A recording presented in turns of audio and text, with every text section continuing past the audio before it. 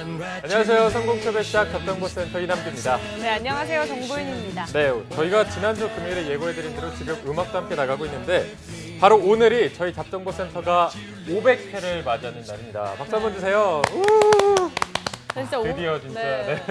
500회가 되니까 정말 감회가 새로운데 아까 노래 나왔잖아요. 네. 노래라도 한 곡 해야 되는 게 아닌지. 정말 오늘 노래 한 곡 하시는 건가요? 아, 제가요? 네. 저는 대본에 남규 아나운서가 없는- 할 줄 알았어요. 대본에 없는 노래를 하신다고 하셔서 저는 아니고 전 남규 아나운서가 할 줄 알았거든요. 갑자기 네. 이렇게 공격을 들어오시네요.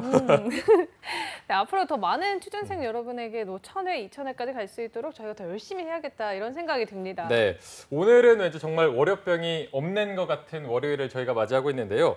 앞으로도 저희 프로그램 항상 우리 취준생 여러분들의 곁에서 든든하게 자리를 지키기 위해 노력할 테니까요. 많이 기대해 주시고요. 네, 월요병 타파 500번째 잡정보센터 힘차게 출발합니다. 기다려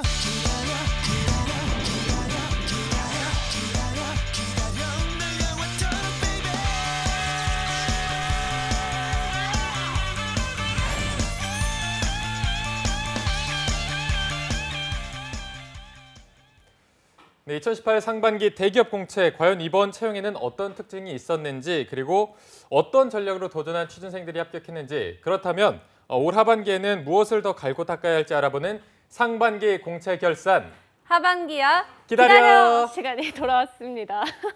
엄청 민망해 하시네요. 네, 오늘 500회 특집을 맞아서 정말 이거저거 다 네. 준비를 해봤는데요. 이 대망의 첫 시간에 함께해 주실 분을 정말 너무너무 어렵게 모셨다고 해요. 네. 아마 많은 취준생분들이 반가워할 얼굴일 텐데요. 취업 컨설팅계의 알파고 위포트의 홍기찬 컨설턴트와 오늘 함께하겠습니다. 네, 안녕하세요. 안녕하세요. 네, 안녕하세요. 네, 정말 오랜만에 이 자리에서 뵙는 것 같은데 사실 저희가 저희 잡정보센터에서 계속 러브콜을 보냈는데 그동안 뭐 제자들이 너무 기찬쌤을 보내주기 싫어서 못 온 건지 그래도 오늘 500회 특집에 함께 조금 어렵게 자리해 주셨는데 기찬쌤도 저와 함께 시작할 때 계속 있으셨으면 한 2년을 이 방송 함께 하신 건데 소회가 어떠신지? 500회 됐다는 것도 좀 남다른 것 같고요. 네. 그러니까 채용 정보나 공채 정보 같은 것들이 학생들 사이에서 굉장히 카더라 통신으로 많이 유통이 되는데 우리 방송 뭐 저뿐만이 아니라 또 많은 선생님들 나오셔서 기업의 어떤 동향이라든가 자소서 인적성 면접 이렇게 같이 얘기하는 그러니까 이제는 좀 많이 대중화된 것 같고요. 네. 시청률도 예전보다 좀 많이 올라간 것 같습니다. 네. 가장 중요한 말씀을 해주셨네요. 또 네. 시청률 언급을 해주셨는데 지난주부터 사실 대기업의 인적성과 면접이 함께 이제 진행이 되고 또 롤러코스터 같은 일정이 굉장히 빡빡하게 좀 짜여져 있는데 제자들에게서는 요즘 소식이 어때요? 좀 결과가 좋은 편인가요? 그러니까 지금이 4월 말이고요. 그러니까 인적성 시험 발표가 나고 있고 삼성 면접이 내일 모레부터 이제 시작이 되거든요. 네. 그래서 이공계들은 뭐 이번에 뭐 채용 굉장히 좋았습니다. 그러니까 LG 같은 경우에도 기존에 채용이 많지 않았던 LG 화학이나 또 LG 디스플레이도 채용이 좀 넓어졌고요. 그 다음에 현대자동차 그룹은 채용이 그렇게 많지는 않았습니다. 네. 삼성은 워낙에 이제 실적이 좋기 때문에 또 그쪽으로 좀 채용이 쏠림 현상, 제조업의 채용이 좀 많아지고 있기 때문에 이공계들은 또 계속 장밋빛이고 또 문과들 입장에서는 계속 힘든 길을 걸어가고 있죠. 네. 지금 뭐 혹시나 뭐 원하는 기업에 도전했는데 좋은 결과를 받지 못해서 조금 좌절하고 계신 분들은 저희가 항상 이런 분들한테 하는 말이 있죠. 끝날 때까지 끝난 게 아니다. 이런 말을 해드리고 있는데 이 말처럼 저희가 오늘부터 이제 하반기 공채 합격을 위해서 전략을 다시 한번 짚어보는 시간을 가질 거고요. 오늘은 저희가 삼성그룹 상반기 공채에 대해서 샅샅이 살펴보는 시간을 가질 텐데 기찬쌤도 삼성 출신이시죠? 그죠. 저도 삼성 출신인데 제가 좀 한 가지 드리고 싶은 말씀은 뭐냐면 오늘 제가 뭐 디테일하게 말씀드릴 텐데 삼성 공채라고 보시면 안 되거든요. 그러니까 작년 삼성그룹의 영업이익이 한 60조 정도 나는데 그중에 50조 정도가 삼성전자예요. 그러니까 삼성으로 보기보다는 삼성전자로 봐야 하고요. 그다음에 공채 규모 약 한 80%가 이공계고 또 문과도 20% 적지 않은 양이죠. 그러니까 전자에 대해서 좀 여러분들이 뭐 개별 전공들이 다르겠지만 좀 집중해서 생각을 해야 된다는 점 하나 하고요. 그다음에 이번 지금 삼성 공채의 특징은 과거 대비 기업들이 계열사라든가 그다음에 직무가 좀 세분화됐어요. 그래서 학생들이 어떤 직무를 선택해야 될까 이 고민들이 많았는데 저는 글쎄요 좀 입사에 초점을 맞췄으면 하는 바람입니다. 그러니까 저도 삼성에 있을 때 저는 이공계고 개발 직군으로 채용이 됐지만 뭐 기술 영업이라든가 마케팅, 뭐 기획, 뭐 법무 이렇게 직무가 점진적으로 좀 바뀌었던 그런 기회들을 잡았거든요. 그러니까 지금 초반에 내가 어떤 직무를 선택해야 될까 이 부분에 있어서는 여러분들의 어떤 성향이라든가 꿈보다는 현실적인 건 TO가 굉장히 중요해요. 그러니까 어떤 직군으로 내가 가야 할까 이 부분도 같이 고려가 되었으면 좋겠습니다. 네. 네, 현실적인 좀 TO를 고려해서 지원 전략을 짜야 된다는 말씀을 좀 해주셨고요. 삼성그룹이 지난 15일에 G사트 인적성을 좀 치렀는데 이후 일정 내일 모레 면접이 이제 시작이라고 하셨잖아요. 이후 일정이 좀 구체적으로 어떻게 되나요? 지난주에 이제 G셋 발표가 있었고요. 그다음에 이번에 좀 좋은 게 내일이 이제 노동절이기 때문에 네. 삼성 내부적으로 이제 오늘도 지금 거의 쉬거든요. 그래서 원래대로라고 하면 면접이 오늘 스타트돼야 되는데 이제 수요일서부터 스타트가 네. 되고요. 그러니까 다음 달 5월 한 중순까지 이제 면접이 진행됩니다. 그래서 빠른 친구들은 지금 굉장히 좀 타이트하게 PT라든가 창의성 면접을 대비해야 될 상황이고 좀 여유 있게 준비해야 될 친구들도 있죠. 그러니까 이런 게 또 취업이 운이 될 수도 있을 겁니다. 그러네요, 네. 정말. 어쨌든 내일 노동절 저희는 일을 합니다. 저희는 항상 생방송 같은 시간에 네. 좋은 정보를 전해드릴 거고요. 너무 신나네요. 자, 일단 이번 상반기에 절반 이상의 기업들이 채용 규모를 줄이거나 많이 조금 소극적인 모습을 보였는데 삼성 같은 경우에는 굉장히 적극적인 행보를 보였죠. 그러니까 그럴 수밖에 없는 게 여러분들 아셔야 되는 게 뭐냐면 작년 현대자동차그룹의 영업이익이 한 10조가 좀 넘는 수준이고요. 그다음에 LG그룹이 지금 화학하고 디스플레이가 워낙 지금 상황이 좋아서 작년에 영업이익이 한 12조 정도 났습니다. 그리고 SK가 재계 랭킹 3등인데 하이닉스가 워낙에 실적이 좋아가지고 SK그룹의 영업이익이 한 25조 정도. 그다음에 롯데그룹 문과학생들이 상당히 선호하죠. 롯데 작년 그룹의 영업이익이 한 3조 한 6천억 정도 되거든요. 그러니까 무슨 소리냐면 우리나라 5대 기업 중에 삼성을 제외한 4가지 그룹의 전체 영업이익을 다 합치면 삼성전자 단일 기업의 영업이익과 비슷해요. 그러니까 당연히 쏠림 현상이 요즘 어마어마하거든요. 그러니까 네. 전자 재료 산업에 워낙에 실적이 좋아요. 특히 이제 반도체가 되겠죠. 그러니까 반도체 디스플레이 그다음에 일반 화학이라든가 폴리머 이쪽이 채용이 좋기 때문에 그쪽으로 많이 쏠리는 거죠. 그래서 그 일반적인 내수 기업들의 실적은 지금 좋지도 않고 그러다 보니까 공채 규모가 많지도 않아요. 이번에 기업은행의 채용이 난데없이 이제 상반기에 열렸는데 이건 지금 문재인 정권에서 추진하고 있는 일자리 창출 때문에 그런 기회들이 많아졌고 공기업들의 채용이 예전보다 좀 늘어나고 있는 추세이긴 한데 절대적인 숫자 그러니까 우리 양으로 따져보면 결국 돈 있는 곳에 일자리가 있기 때문에 그런 부분들 부품 소재 산업에 대해서 좀 어느 정도 생각을 하고 특히 이공계라고 하면 네. 또 문과들도 그런 자리에서 이제 기회들이 열리거든요. 그러니까 공채부는 여러분들 제가 지금 간만에 방송에 나왔는데 분명히 또 안 썼을 거예요. 그러니까 뭐 가온전선이다. 그러면 가온전선 또 뭐야? 그 학생들 안 쓰거든요. 그러니까 제 문과 학생도 여기 지금 면접을 지금 기다리고 있는데 여기 LS 그룹 산하예요. 그리고 LS 정도는 이제 들어봤잖아요. 그러니까 과거 LG에서 GS, LG, LS가 분사될 나뉠 때 나왔던 큰 기업이고 매출이 한 1조 정도 한단 말이죠. 그러니까 그런 기업들의 공채를 좀 같이 봐야 여러분들 현실적으로 일자리 개수를 좀 넓힐 수가 있거든요. 그래서 삼성도 삼성 그리고 이제 다른 산업들 그러니까 산업이 어떻게 흘러가고 있는지 그 흐름들을 여러분들이 읽으셔야 됩니다.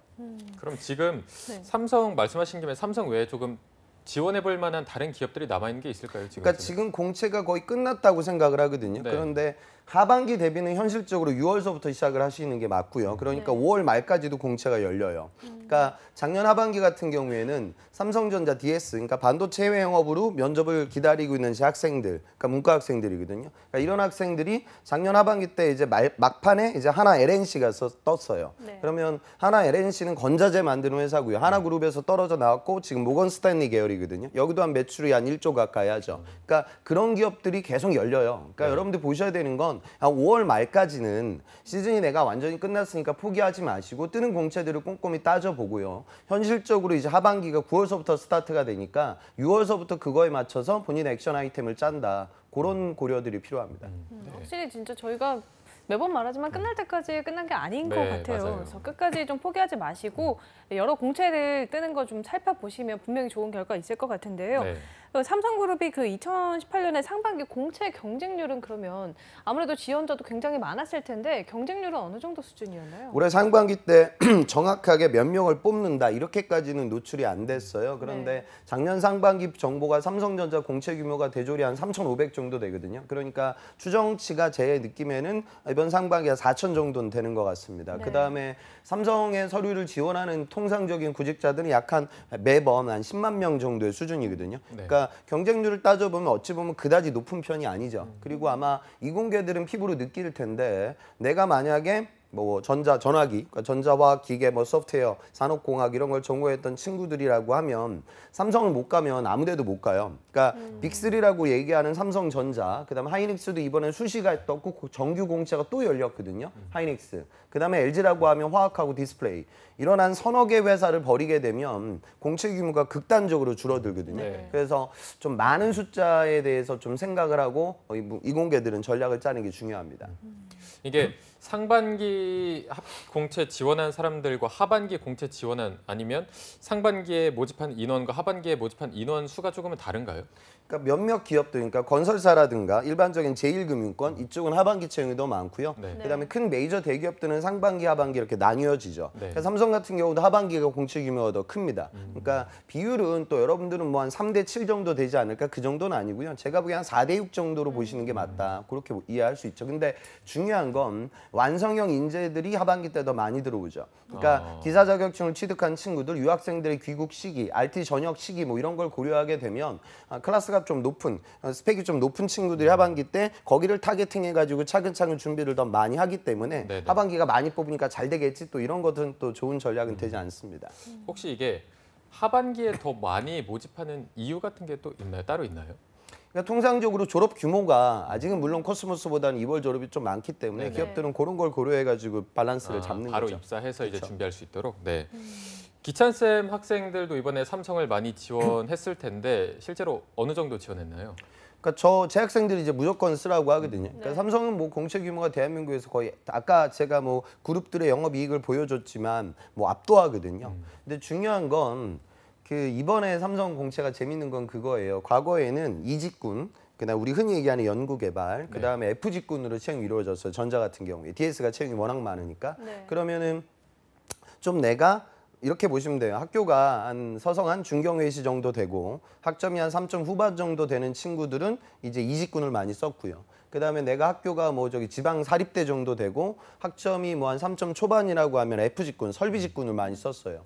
이번 같은 경우에는 여기다가 이제 설계직군이 따로 열렸죠. 네. 그러니까 공정이라든가 F직군으로 입사를 하게 되면 입사하고 나서 시프트 근무를 많이 진행하게 되는데 설계는 이 시프트를 하지 않거든요.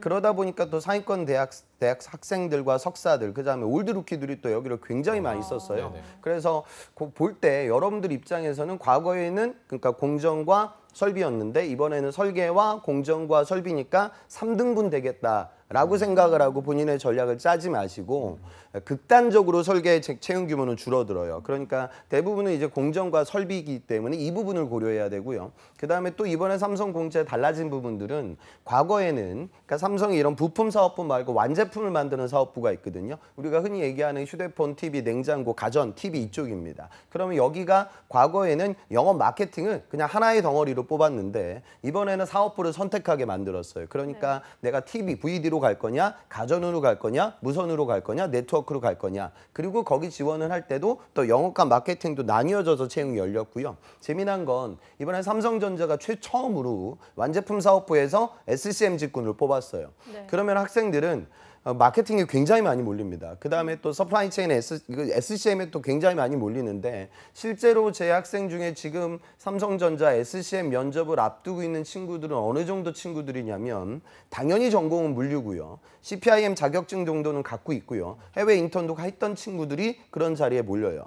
SDS가 이번에 물류 파트에서 영업직군을 뽑는다고 하면 거기 지원하는 친구는 어린 시절 외국에서 컸고 당연히 또 물류 전공을 했고 당연히 인턴 경험을 갖고 있는 친구들이 사람들이 그 자리에 몰립니다. 그래서 특수보직에 대해서 이렇게 새롭게 공채가 뜨는데 그 부분을 너무 쉽게 봐서는 안 된다. 그래서 일반적인 문과라고 하면 이런 스텝 직군과 마케팅보다는 영업을 타겟팅하는 게 현실적으로 확률이 올라가고 이공계들도 아까 말씀드렸다시피 2개에서 3개로 갔다고 해서 이걸 1대1로 보지 말라. 그러니까 채용 규모에 따라서 나의 좀 전략을 하반기 때 여러분들이 꼼꼼히 따져봐야 한다. 이 부분이 초점입니다. 네네. 네, 좀 전에 이제 스펙 얘기를 잠깐 해주셨는데 이 서류 전형 합격자들 전반적인 스펙은 어느 정도 수준이었나요? 이공계들은 뭐 알다시피 스펙보다는 이제 학점을 봅니다. 그래서 학점의 양과 질을 보기 때문에 단순히 내가 평점이 높다 이거보다 전공 과목, 그러니까 어려운 과목 위주로, 그러니까 공학 인증 테크트리나 안 그러면은 전공 심화 과목 위주로 많이 듣고, 그다음에 내가 반도체를 간다라고 하면 전자 재료 쪽으로 수업을 좀 듣고, 그다음에 뭐 세트를 간다라고 하면 기계과들은 뭐 기구 설계나 그다음에 해석으로 좀 많이 수업을 듣고 뭐 이런 부분들을 보고요. 그다음에 문과들 같은 경우에는 학점 평가라기보다는 직무 평가입니다. 직무 이력 평가이기 때문에 여러분들 자소서에 들어가는 내용도 잘 적어야겠지만 사실은 그 앞단에 들어가는 여러분들이 이력들, 삼성 면접은 자소서 베이스로 많이 흘러가지 않아요. 그러니까 들었던 과목들을 하나하나 끄집어내서 질문을 받게 될 거거든요. 그러니까 그 이력에 대한 평가, 그러니까 기본 스펙이라기보다 직무와 관련되는 역량과 경험을 누가 더 많이 보유하고 있냐, 이 부분이 이제 핵심이 되죠. 네. 혹시 뭐 조금 기억에 남는 스펙을 보유한 사람이 이런 스펙인데도 합격했다 이런 사례가 기억 남는 게 혹시 있으신가요? 그러니까 작년 상반기 때 삼성전자 CIM 영업 마케팅에 입사했던 재학생은 학교는 이제 중경외시 정도 되고 전공이 음악이었고요.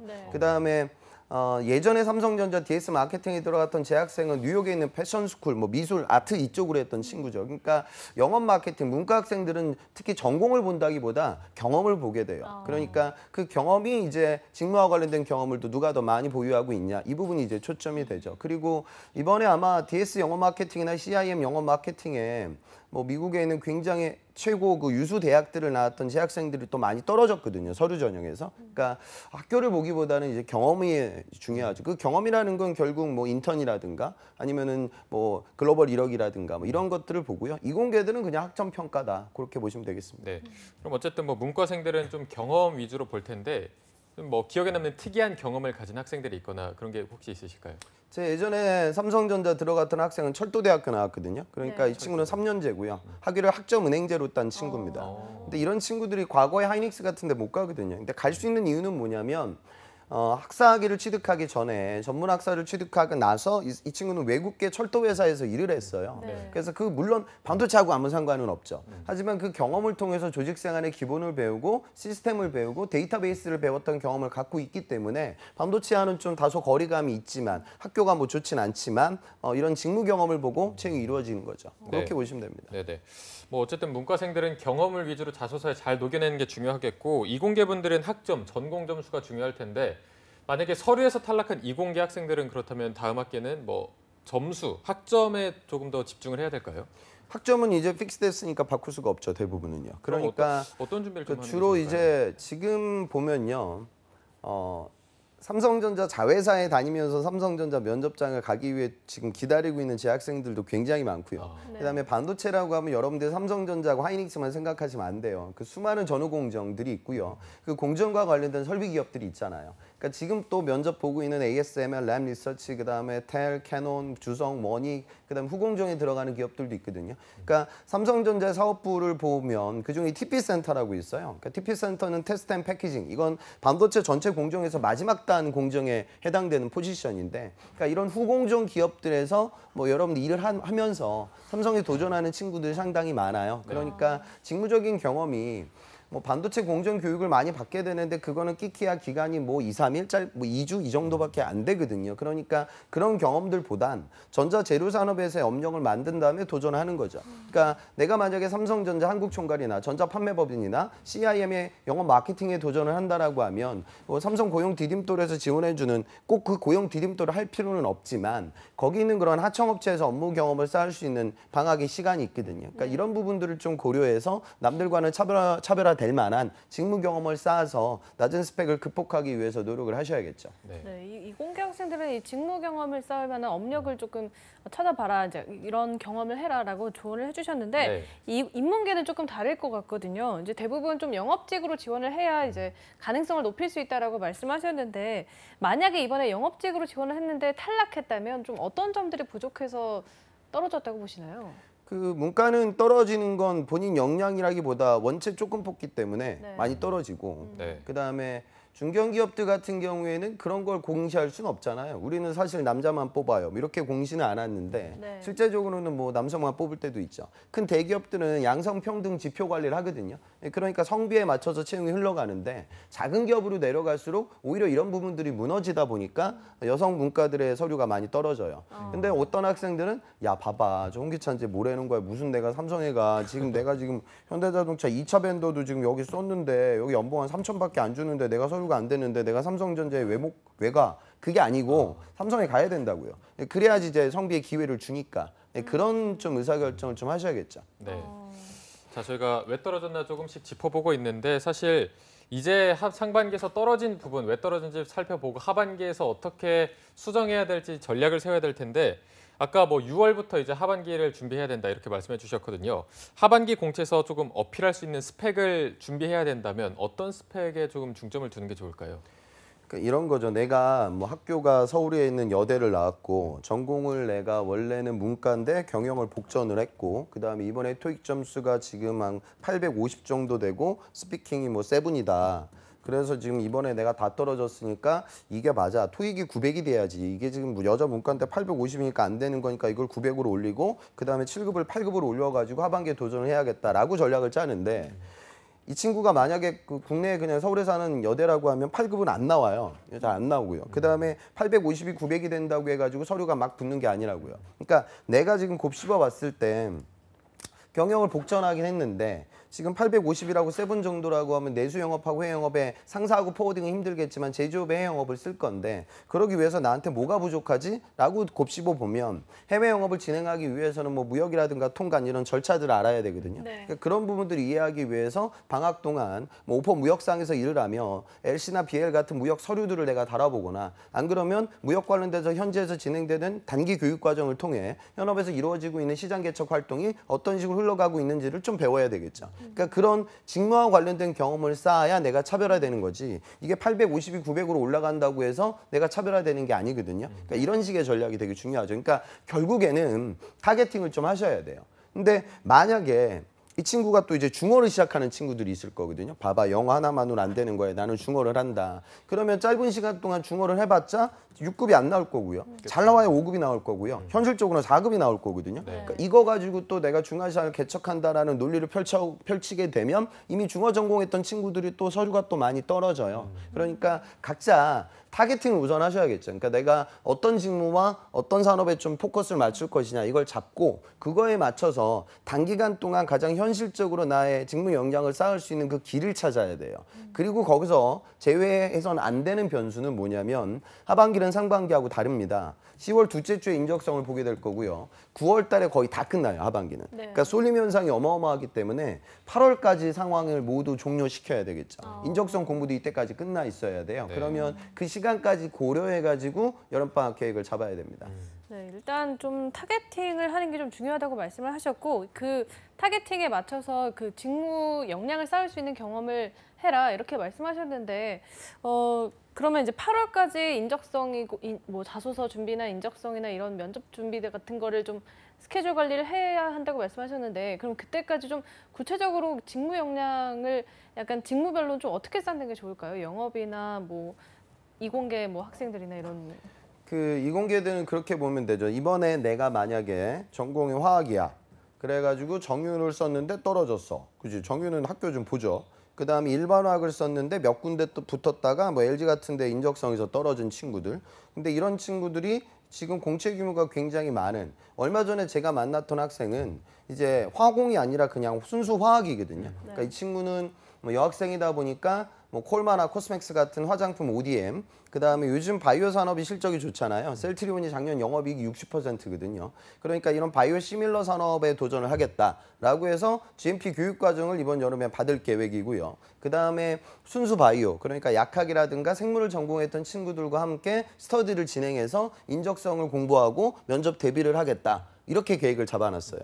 이런 말도 안 되는 계획을 지금 짰거든요. 그러니까 무슨 소리냐면 이건 이 계획을 따라가야 될 친구들은 이미 스터디 원들이라고 할 수 있는 생물이나 바이오 전공 친구들이 하는 거죠. 그 친구들은 갈 데가 없으니까 여기에 집중해야 돼요. 이 친구들이 전략이 맞아요. 그러니까 요즘 뭐 셀트리온, 한미, 바이오로직스, 에피스 이쪽에 채용이 많으니까 시밀러 산업에 도전하기 위해서 내가 GMP 교육 과정을 받고 그다음에 삼성 바이오로직스, 에피스는 팀장들이 외국인들이 많아요. 그래서 면접장 가서 영어도 많이 시켜요. 그래서 내가 어학 공부도 좀 하고 그다음에 RA 쪽으로 내가 도전을 하거나 외국계 바이오 제약사들이 워낙 좋은 기업들이 많으니까 나는 거기 가고 싶어서 영어 공부한다. 이건 찬성이죠.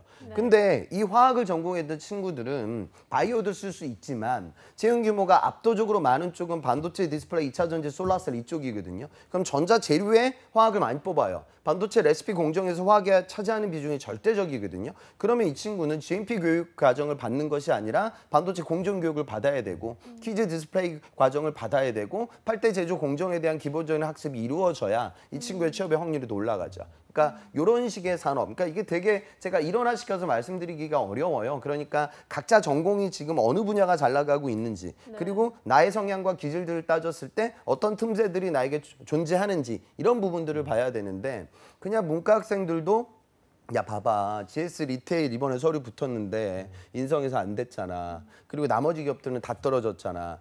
많이 쓴 것도 아니에요. 한 20장밖에 안 썼을 거예요. 그러니까 맞아 나에게 살 길은 편의점이야. 그리고 막 또 여름방학 동안 막 편의점에서 알바하면서 내가 GS 리테일 가야 된다는 꿈을 키우는데 이 전략이 나쁜 전략은 아니지만 확률이 높은 전략은 아니죠. 그러니까 지금 편의점 사업이라고 해봐야 쓸 데가 몇 군데 되지도 않는단 말이야. 그러니까 오히려 내가 이 준비를 했을 때 범용으로 쓸 수 있는 이력이 무엇이 될까라는 접근을 가지고 이번 좀 계획들을 좀 잡는 게 중요합니다. 네. 다음은 좀 자소서 이야기를 해봐야 될 것 같은데 이 삼성그룹의 자소서 항목이 뭐 바뀐다 안 바뀐다 예측이 분분했는데 지난해에는 딱히 바뀐 게 없었고 올해 이번 상반기 공채에서 직무를 반영한 좀 항목이 추가됐거든요. 취준생들이 좀 많이 혼란스러워 하던가요? 그러니까 이번에 전자 위주로 이제 많이 바뀌었는데요. 나머지 계열사들은 그냥 삼성에 왜 지원하냐. 그리고 입사 포부 700자, 그다음에 성장 과정 1,500자, 사회적 이슈에 대해서 1,000자. 그런데 삼성은 이제 4번 항목에 직무 관련된 역량들을 더 디테일하게. 과거에 삼성이 다른 기업들 대비 직무 적을 공간이 너무나 없었어요. 왜냐하면 사회적 이슈가 1,000자고 성장 과정이 1,500자고 그다음에 1번 항목이 700자밖에 안 되니까 그러다 보니까 직무와 관련된 공간이 나왔고요. 오히려 재학생들 보면 준비 많이 한 친구들은 더 좋아했어요. 적을 공간이 많이 생기니까. 근데 중요한 건 이번에 그 삼성전자에서 그 잡 디스크립션이 이제 오픈이 됐어요. 그래서 거기에 아주 세부적인 직무 역량들을 다 적어놨어요. 사업부마다 직무마다 다 다르게. 그런데 그 내용은 사실 이제 현직자들도 보는 내용이고 경력자들도 보는 내용이거든요. 근데 그걸 보고 또 오히려 움츠러드는 거죠. 선생님 저는 이런 거 할 줄 모르는데 이거 들어본 적도 없단 말이에요. 라고 해서 어려워하는데 오히려 이제 신입사원을 뽑는 건 그렇게 보시면 돼요. 그러니까 내가 DS 뭐 파운드리다, DS다, 메모리다 이런 데서 기계과를 뽑는 건 반도체를 공부해서 뽑는 건 아니에요. 그러니까 기계공학도로서 설계와 해석을 할 줄 알고 그다음에 열 전달이라든가 열 유치 해석에 대한 안목을 갖고 있으니까 뽑아가는 거고 화공을 뽑는 이유, 화학을 뽑는 이유는 합성을 할 줄 아니까 뽑아가는 거고 물리를 뽑는 이유는 광학을 아니까 뽑는 거고요. 지금 재학생 공정 직군으로 도전한 친구 중에 통계 뭐 이런 친구들도 있거든요. 반도체 회사에서 통계와 수학을 뽑는 이유는 데이터 분석 그 능력을 보기 위함이죠. 그러니까 중요한 건 경우에 따라서는 완벽하게 그 직무와 연결지으려고 하지 말고 그냥 내가 학부 시절 때 나의 공학적이고 이공학적인 문제 해결 능력을 보여줄 수 있는 그 에피소드를 쓰는 거죠. 삼성전자 SDI의 영업 마케팅을 쓴다라고 해서 문과가 거기 어차피 문과 뽑는 데인데 배터리하고 나하고의 연결고리를 잡을 필요는 없는 거거든요. 그러니까 배터리라는 부품 소지해 영업을 진행하기 위해서 내가 글로벌 영업과 기본적인 영업 전략과 마케팅 인사이트를 이해하기 위한 경험으로 녹아 들어가는 거죠. 그러니까 중요한 거는 경우에 따라서는 직무하고 연결이 안 될 때가 많아요. 그러니까 편의점만 되는 거야. 그러니까 편의점하고 백화점 이런 것들만 되는 거지. 제가 말씀드린 지금 우리나라 산업을 이끌어 나가고 있는 어마어마한 대기업들은 그런 연결은 안 돼요. 그러니까 오히려 나의 직무적인 역량은 내 전공 관련된 나의 문제 해결 능력이 되거든요. 그러니까 그 부분에 초점을 맞춰서 4번 항목에 쓰는 게 보다 현실적일 것이다. 그 말씀을 좀 꼭 드리고 싶습니다. 네. 사실 이게 떨어진 분들은 내 자소서가 뭐가 잘못됐는지 조금 답답해하는 분들이 많을 것 같은데 이럴 때 조금 성공한 친구들은 이렇게 썼다 이걸 보면 조금은 도움이 되거든요. 실제로 합격한 친구들의 자소서는 어떤 식으로 썼나요? 근데 저는 그 말씀 드리고 싶어요. 그러니까 제가 그 방송에서 이런 얘기하면 안 되는데 재학생인데 지금 면접장에 갔거든요. 네. 자소서 항목이 4개예요. 4개인데 이제 자다가 써가지고 이제 복붙 많이 하거든요. 네. 복붙하다가 이제 뭐 여기 3개 항목이 똑같은 양으로 텍스트로 들어갔어요. 네. 그러니까 1번, 2번 항목이 토시까지 빠짐없이 똑같아요.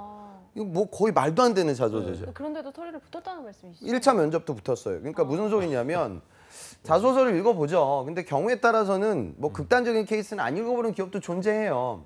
제가 말씀드리고 싶은 가장 중요한 부분은 자소서를 잘 써야 돼요, 무조건. 그런데 그거보다 더 중요한 어마어마한 대전제는 많이 써야 돼요. 문과들은요. 서류 합격률이 높지 않아요. 그러니까 자소서를 잘 쓰는 것도 중요하지만 자소서를 양산하는 것도 그 무엇보다 중요하거든요. 경우에 따라서는 이 절충안을 좀 찾아야 돼요. 그러니까 여성 문과들은 학점들이 좋아요. 그리고 그런 그 태도가 남아있죠. 아주 좋은 삶의 태도. 완벽하게 하려는 거. 그러니까 레포트를 썼던 그 버릇. 레포트 이렇게 써야지 A+가 나올 거야. 라고 자소서에 접근하는 건 맞는데 그러다 보면 레포트를 많이 못 쓰게 될 때도 있거든요. 네. 그러니까 그 부분을 좀 고려해서 좀 써라. 그러니까 다른 선생님들 나와서 아마 그런 말씀 많이 하셨을 거예요. 뭐 잘 쓰는 건 방송에서 많이 봤을 거니까 어찌 보면 내가 자소서를 잘 쓰는 것보다 많이 쓰는 게 더 중요하지 않을까? 이런 생각도 하면서 좀 구직활동 해보셨으면 좋겠습니다. 네. 예전에 이제 자소서 쓰는 친구들이 하는 말이 이제 많이 쓰는 걸 양치기라고 많이 하더라고요. 그쵸, 네. 그래서 이런 것들도 좀 전략의 하나로 이게 받아들여지고 있구나 이런 생각을 했었는데 네.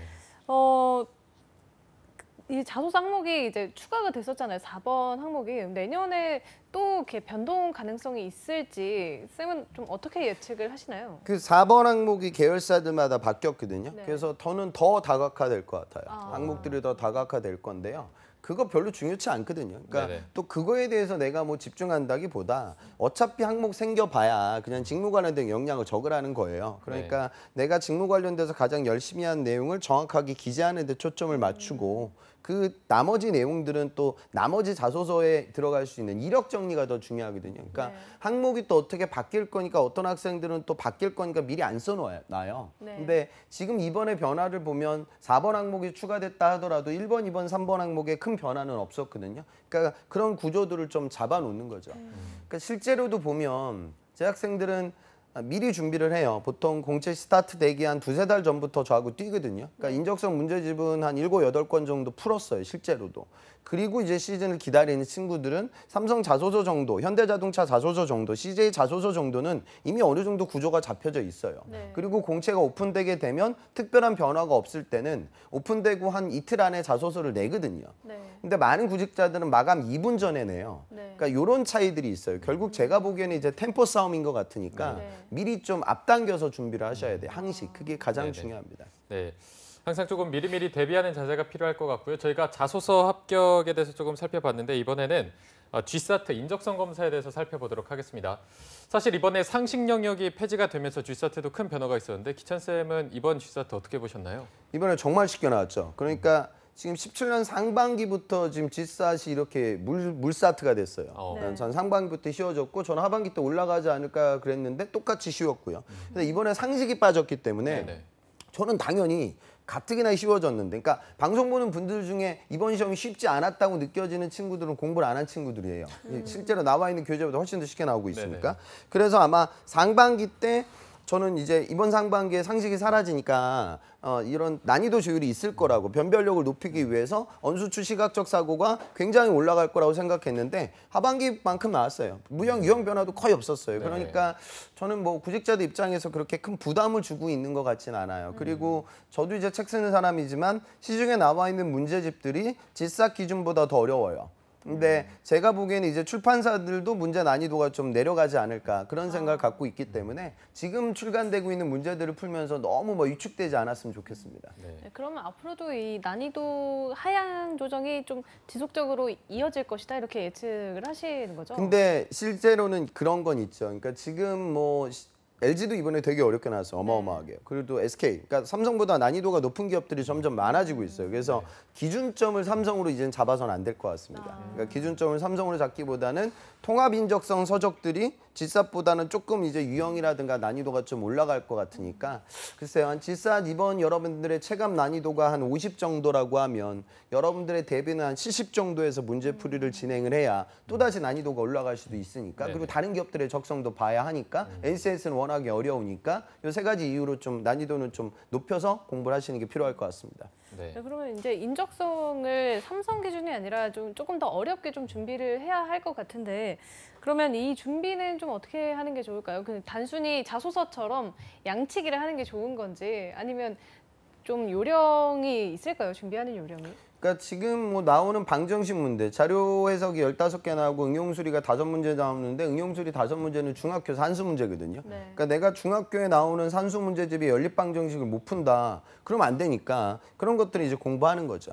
그다음에 정원 3답 논법으로 나오는 문제들은 벤 다이어그램으로 그려가지고 다 풀 수 있거든요. 그러니까 몇몇 풀이 기법들이 있는 문제 유형들이 존재해요. 그러니까 뭐 전개도 문제도 그러하고요. 그러니까 그런 것들은 여러분들이 스터디를 하면서 뭐 책에 있는 문제들을 풀어보면서 패턴들을 익히는 거고요. 그 다음서부터는 사실 양치기가 필요해요. 그러니까 자료 해석은 결국엔 누가 나눗셈을 빨리 하냐 이 싸움이거든요. 비율 계산의 속도가 빨라져야 NCS의 자원 배분 유형도 많이 풀 수가 있어요. 그래서 글쎄요, 저는 이런 게 참 안타까운 일이 없어졌으면 좋겠는데 이게 어차피 경쟁으로 지금 상존하니까 계산 속도를 높이기 위한 연습은 꼭 이루어져야 됩니다. 네.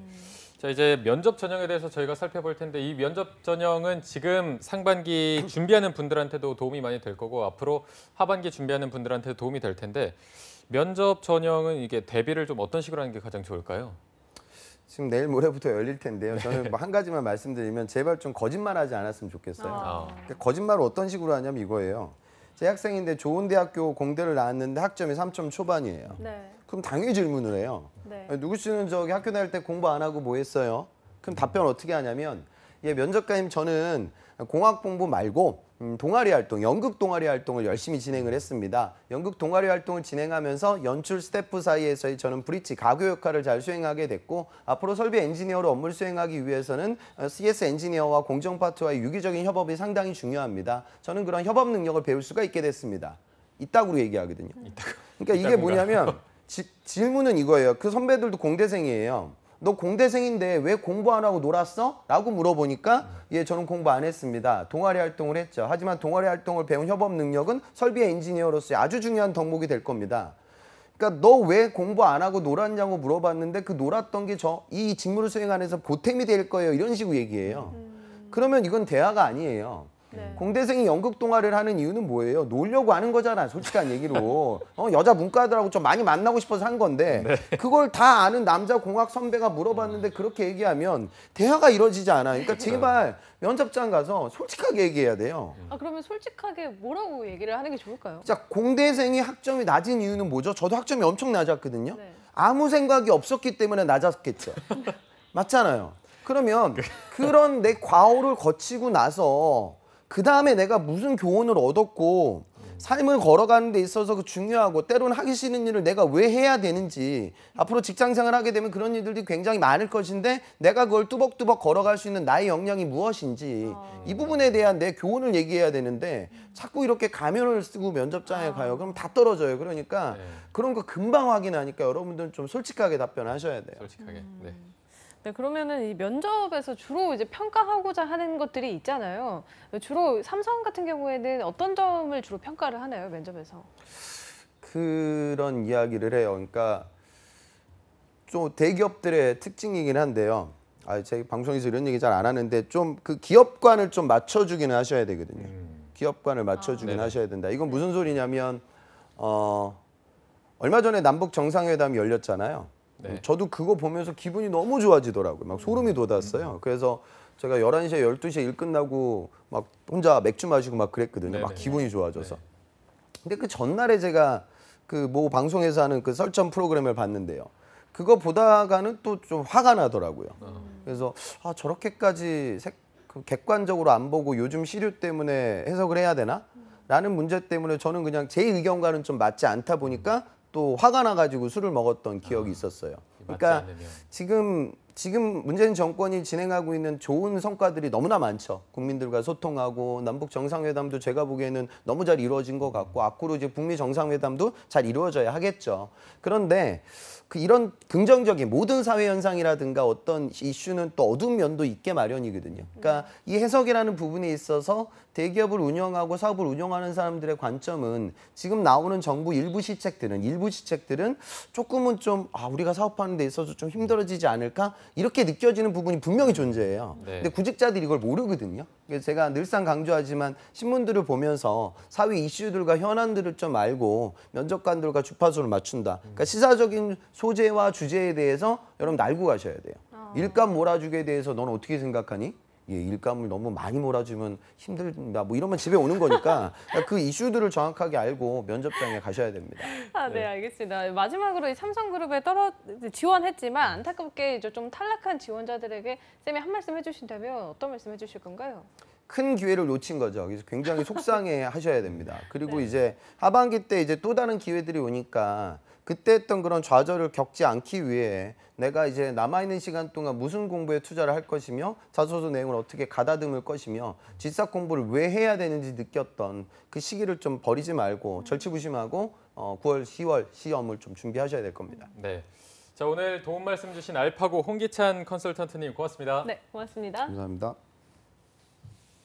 네, 잡정보센터 1부에서 준비한 소식은 여기까지고요. 잠시 후 2부에서는요. 신세미 캐스터와 함께하는 전국 각지의 생생한 채용 소식을 알아보는 일자리 방방곡곡이 준비되어 있고요. 네, 또 취준생들을 위한 발빠른 뉴스를 전해드리는 취업인 뉴스도 준비되어 있으니까요. 네, 어디 가지 마시고요. 채널 고정!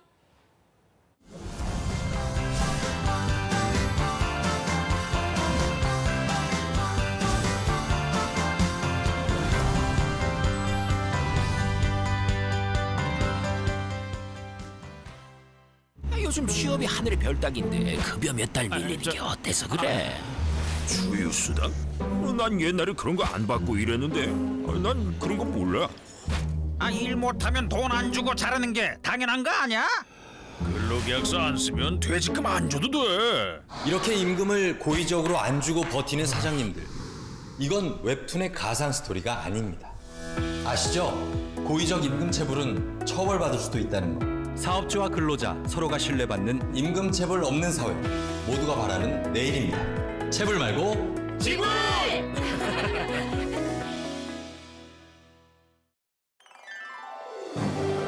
한국 직업 방송을 보면 취업이 보입니다.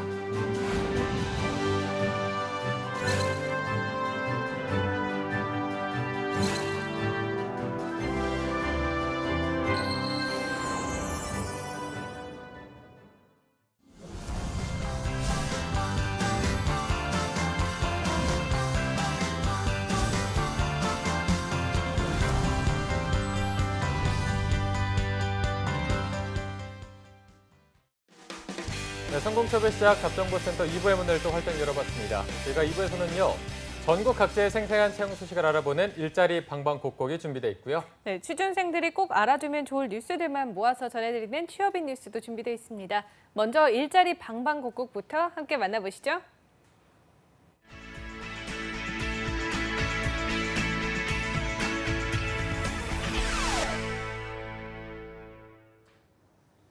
네, 매일매일 전국 각지의 생생한 채용 정보를 알아보는 일자리 방방곡곡. 오늘은 월요일마다 만나 뵙는 분이죠. 김건호 주무관님이 계시는 전라도 광주부터 가보겠습니다. 주무관님 안녕하세요. 네, 안녕하세요. 강주 고용복지플러센터 김원호 주무관입니다. 네, 주무관님 오늘의 채용 소식 알려주시죠. 네, 첫 번째 강주 지역 일자리 소개해드리겠습니다.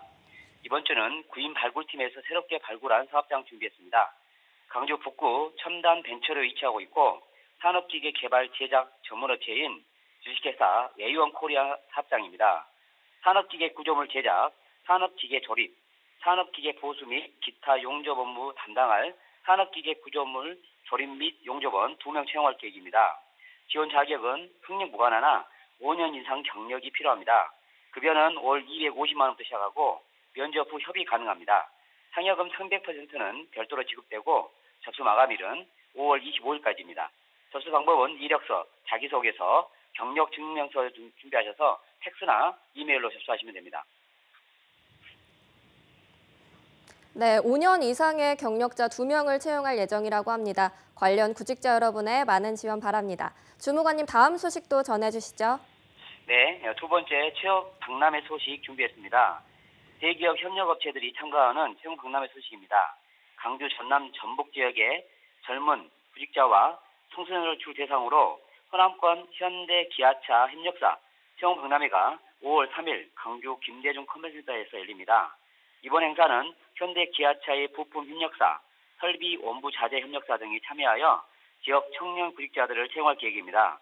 채용 박람회장은 영사들의 강의가 진행되는 취업특강관, 행사장 방문 구직자들에게 컨설팅을 진행하는 잡 컨설팅관, 현대 기아차의 동반 성장 정책 및 협력사의 경쟁력을 알리는 동반 성장관, 이력서 컨설팅, 무료 증명사진 촬영, 스트레스 테스트 등을 지원하는 부대 행사관 등이 나뉘어 운영됩니다. 이와 함께 채용 박람회 공식 홈페이지를 통해 행사 참가 신청 및 협력사별 현장 예비 면접 사전 예약을 받아 구직자들이 더욱 효율적으로 박람회를 활용할 수 있게 했습니다. 참여를 희망하는 구직자분들은 이력서와 자기소개서 등을 지참하셔서 행사장으로 방문하시면 됩니다. 네, 구직자 여러분을 위한 취업 박람회 행사를 준비했다고 합니다. 관심 있으신 구직자분들의 많은 참여 바랍니다. 주무관님 오늘 고맙습니다. 네, 감사합니다. 네, 다음은 경기도로 연결해 보겠습니다. 성남 고용복지 플러스 센터의 이은경 주무관님 안녕하세요. 네, 안녕하세요. 성남고용복지플러스센터 이은경 주무관입니다. 네, 주무관님 오늘 소식 알려주시죠. 네, 저희 성남 지역 일자리 정보 소개해드릴게요. 먼저 소개해드릴 기업은 재단법인 한국파스텔르연구소입니다. 재단법인 한국파스텔르연구소는요, 신약 개발, 생명공학 유전학, 질병 등을 연구하는 기업이고요. 성남시 분당구 삼평동에 위치하고 있고요. 이번에 모집하는 분야는 결핵치료제 개발 관련 연구개발자 2명을 모집합니다. SAR, SPR에 기반한 후보물질 고안, 유도체 합성 및 정제, 독성 이슈 해결 및 프로젝트 매니지먼트를 담당합니다. 외국계 계열회사이기 때문에 영어로 의사소통이 가능하셔야 되고요. 지원 자격은 의학과 약학, 유기화학 전공하시면 석사 이상으로 신입으로 지원 가능하시고요. 의학화학, 약학, 화학 전공자는 유관 분야 경력자면 지원이 가능합니다. 연령 및 성별은 무관합니다. 근무 조건은 14개월간 계약직 형태로 근무하게 됩니다. 주 5일 근무고요. 연봉은 3천만 원 이상 5천만 원까지 면접 후에 결정이 됩니다. 모집 기간은 좀 급한데요. 5월 1일까지고요. 자사 이력서와 자기소개서를 이메일로 접수하시면 됩니다. 자세한 내용은 워크넷 채용 정보를 확인하시기 바랍니다.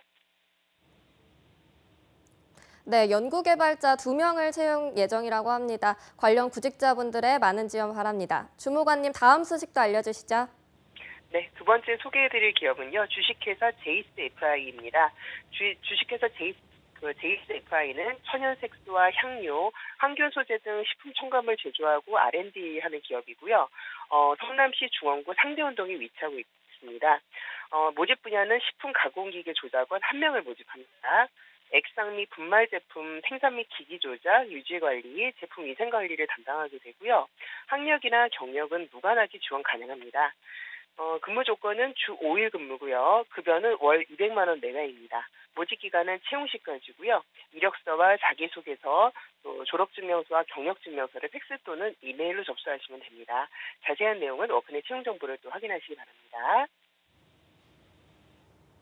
네, 학력과 경력 모두 무관한 채용권이니까요. 여러분들 많은 지원 바랍니다. 오늘 소식 고맙습니다, 주무관님. 네, 고맙습니다. 네, 일자리 방방곡곡 전라도와 경기도 채용 소식 알아봤습니다.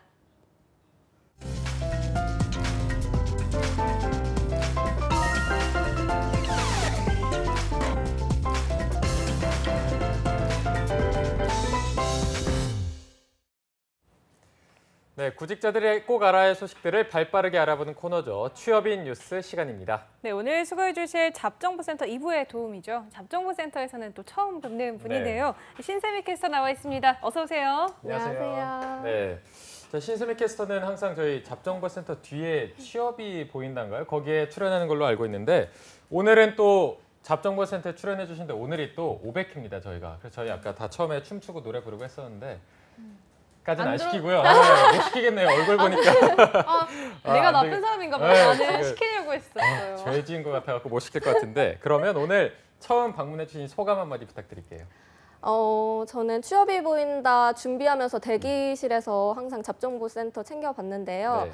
저번 주 금요일에 그 500회 소감을 미리 말씀을 하시더라고요. 네. 근데 제가 그때까지만 해도 월요일에 나오게 될 줄 몰랐는데 네, 오늘 500회인데 불러주셔서 정말 영광입니다. 네, 알겠습니다. 네, 오늘 정말 준비를 잘 해주셨네요. 네, 오늘 신세미 캐스터랑 함께 할 텐데요. 네. 오늘의 뉴스 어떤 거 준비해 오셨나요? 네, 첫 번째 뉴스입니다. 취업 재수라는 말 얼마 전에 두 분께서 말씀하신 걸 들었는데요. 직장 생활 경험이 있음에도 다른 회사에 신입사원으로 입사하는 지원자를 어떻게 일컫는지 아시나요? 퀴즈인가요? 네, 퀴즈입니다. 이게 아까 기찬쌤이 말씀하셨던 올드루키를 말씀하시는 것 같은데. 네, 네네. 영어로 하면 그렇게 되고요. 네네. 중고 신입이라고 합니다. 중고 신입. 네. 제가 이렇게 말하는 이유는요. 한 취업 포털 사이트에서 조사한 결과 올해 상반기 신입 공채 5명 중 2명꼴의 지원자가 직장 생활을 보유한 중고 신입이라고 합니다. 네, 어쨌든 신입으로 이제 지원한 사람이랑 아무래도 경험이 있는 올드루키들의 대결은 조금 다를 것 같은데 조사 결과를 조금 더 자세히 알 수 있을까요? 네, 조사 결과를 자세히 살펴보면 연령대별로 큰 차이는 보이지 않았습니다. 직장 생활이 경험이 있다고 답한 응답자 중 20대는 39.8%, 30대는 40.1%로 조사가 되었고요. 중고신입 지원자들은 주로 중소기업에 근무했던 걸로 조사가 됐습니다.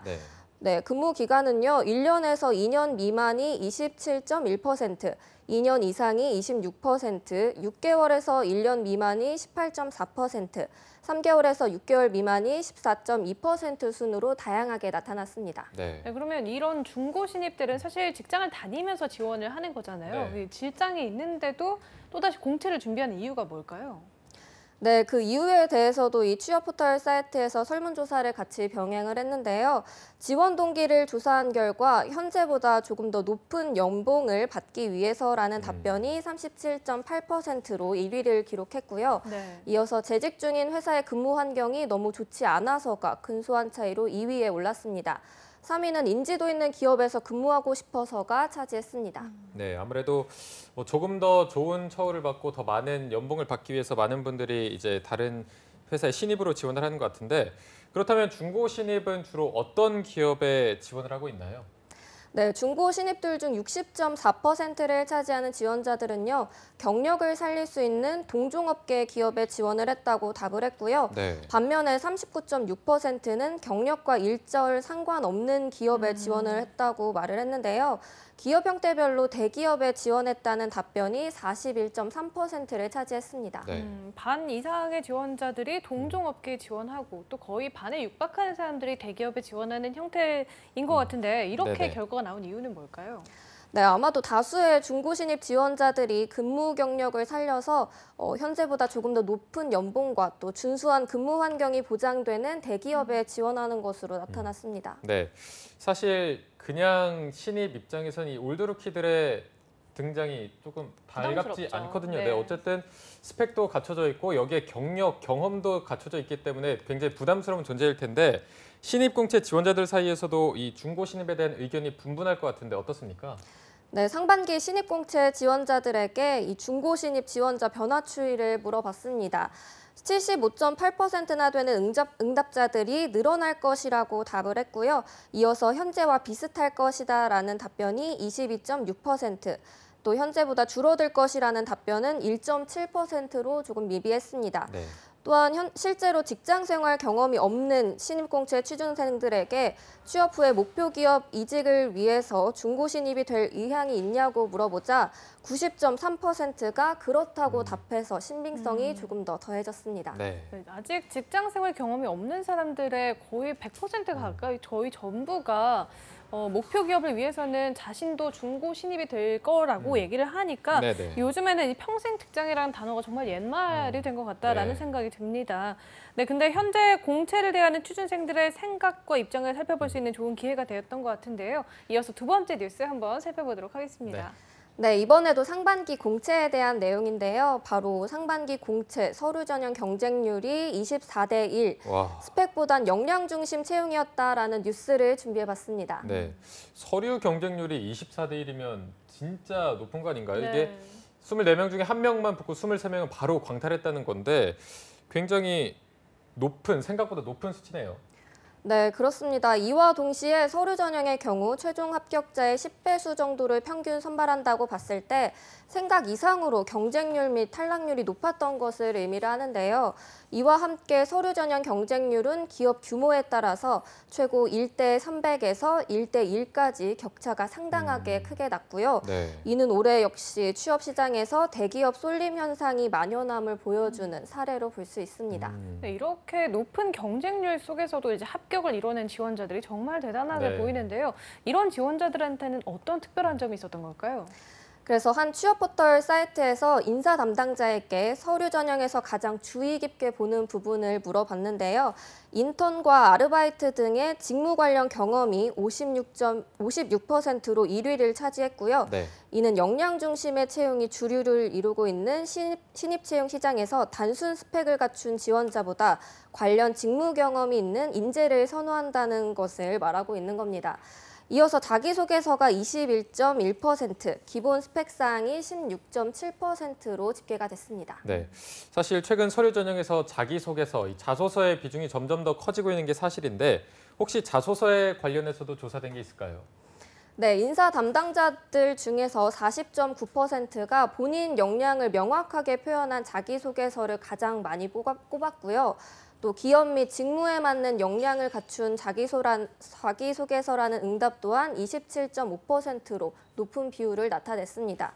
그 밖에는 솔직하게 본인의 이야기를 적은 자기소개서가 13.4%, 일목요연한 자기소개서가 9.7% 순이었습니다. 저희 이제 일부에서 쌤들이 말해주시는 대로 확실히 직무 역량에 집중한 자소서가 좀 좋은 평가를 받는 것 같은데 네. 요즘도 트렌드가 바뀌면서 자기소개서도 좀 많이 바뀌었을 것 같아요. 이거를 이 자소서를 직접 읽는 인사 담당자들도 좀 많이 느낄 것 같은데 어떤가요? 네, 그렇습니다. 66.1%에 해당하는 인사 담당자들이 과거에 비해서 지원자들의 자기소개서가 많이 변했다고 답을 했는데요. 그렇지 않다는 응답 또한 33.9%나 된다는 뜻이기도 합니다.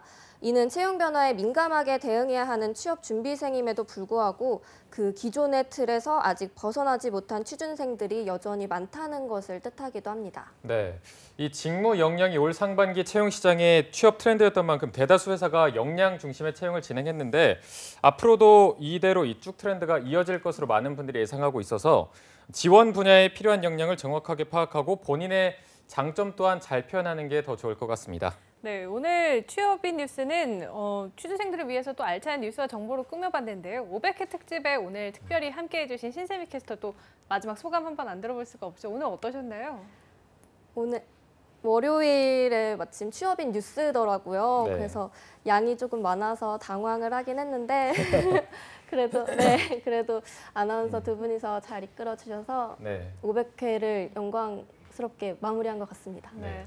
너무 잘해주셨어요. 네, 너무 잘해주셨어요. 네, 너무 잘해주셨고 네, 다음 뉴스도 또 오늘처럼 알차게 바라면서 네, 오늘 수고해주신 신세미 캐스터에게 정말 고맙다는 말씀 전해드립니다. 고맙습니다. 고맙습니다.